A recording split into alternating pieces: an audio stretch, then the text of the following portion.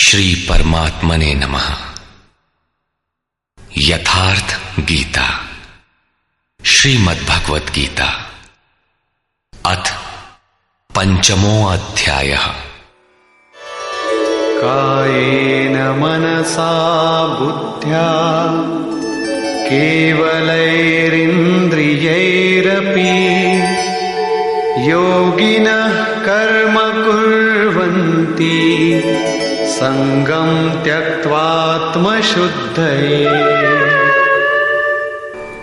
योगी जन केवल इंद्रिय, मन, बुद्धि और शरीर द्वारा भी आसक्ति त्याग कर आत्मशुद्धि के लिए कर्म करते हैं।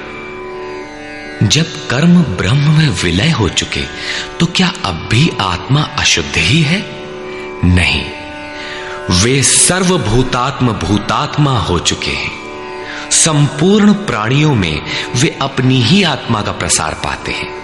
उन समस्त आत्माओं की शुद्धि के लिए, आप सबका मार्गदर्शन करने के लिए वे कर्म में बरतते हैं। शरीर, मन, बुद्धि तथा केवल इंद्रियों से वो कर्म करता है। स्वरूप से वो कुछ भी नहीं करता, स्थिर है। बाहर से वो सक्रिय दिखाई देता है, किंतु भीतर उसमें असीम शांति है।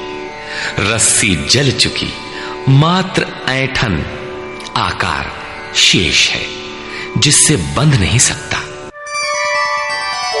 युक्तः कर्म फलं त्यक्त्वा शान्तिमाप्नोति नैष्ठिकीम् अयुक्तः कामकारेण फले सक्तो निबध्यते। योग युक्त अर्थात योग के परिणाम को प्राप्त पुरुष, जो सब प्राणियों के आत्मा के मूल परमात्मा में स्थित है, ऐसा योगी कर्म के फल को त्याग कर, कर्मों का फल परमात्मा उससे भिन्न नहीं है, इसलिए अब कर्म फल को त्याग कर नैष्ठिकीम शांतिम आपनोति, शांति की अंतिम अवस्था को प्राप्त होता है, जिसके आगे कोई शांति शेष नहीं है, जिसके पश्चात वो कभी अशांत नहीं होता।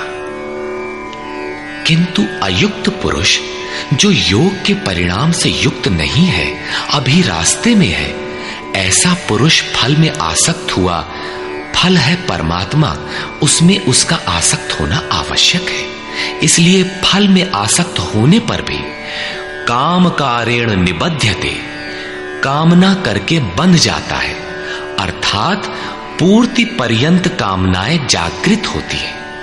अतः साधक को पूर्ति पर्यंत सावधान रहना चाहिए। महाराज जी कहा करें, हो तनिको हम अलग, भगवान अलग है, तो माया कामयाब हो सकती है।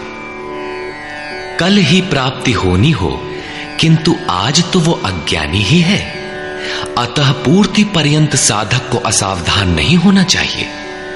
इसी पर आगे देखें।